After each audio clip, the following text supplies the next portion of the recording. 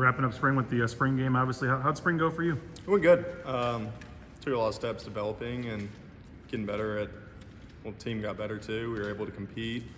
So it was good seeing how some of the other guys grew too and how they could help me grow. So How tough is it to replace a guy like Riley Wimpy who just played so many games?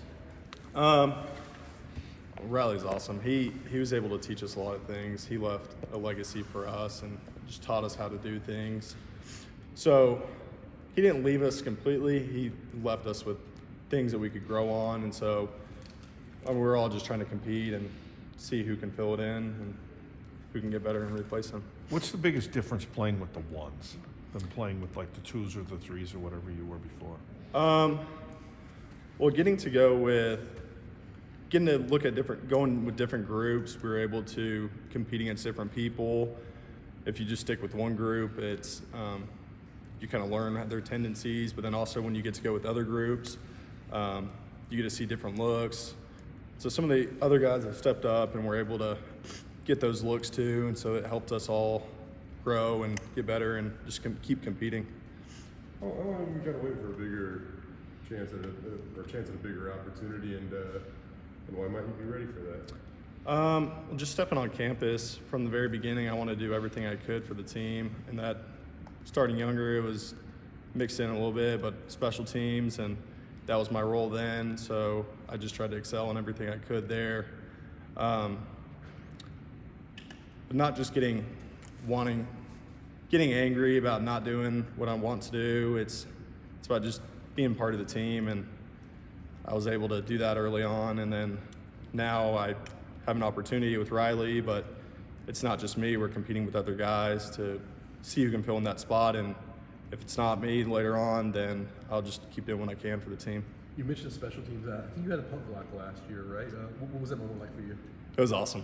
I mean, we were talking about that moment. It's comparing it to other, like hitting a grand slam in baseball, and I think it's one of the best feelings in football. Yeah, as you look at your job, what is your role as a weak side linebacker, and how is it different from a middle linebacker?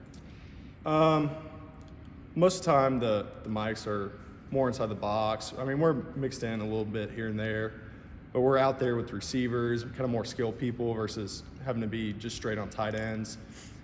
So the ability to play more in space, but also mix it in and get in the box with the O-linemen and the tight ends. So it's a little challenge sometimes, but it's something. You guys work on both? You work on Will and Mike and Will, and you guys go back and forth? Or are you focused strictly on Will? We're typically at one position. Okay. Are they interchangeable if they had to be? I could go play Mike right now if I just learning in the meeting rooms and watching other people. It's something that we could do. Having Zeke next to you, how helpful is that, having that experience? Zeke's awesome. He's somebody who's played a lot of football, and he's somebody just like Riley that I can just keep learning from. That's benefited me a lot ever since I got here because he played his, I guess, retro freshman year. So just getting to watch him and see how he grew and developed and kind of implementing that in my steps and how I attacked games and just every opportunity I got, just learning from them and being able to grow from them. If this does turn out to be you and Zeke, I mean, just kind of talk about that linebacker duo. What do you guys bring to the table? What would be your strengths? How would you be difference makers in the fall? Well, Zeke's a really good run fitter. I mean, he's one of those guys that he can almost do anything. He's a great football player. I feel like I could bring some speed to the table, but just kind of mixing it up. He's a bigger body. I'm a little smaller body than him, so it's just different looks. And if we have to do one thing, I mean, he can do what I could do, and so. But what's the biggest strength of your game? It's my speed.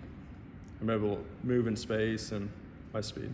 Kind of like what Jay was asking you, but I mean, you just think about how long you've waited for this opportunity. How exciting is it to potentially have a bigger role and know you might get a chance to be out there more?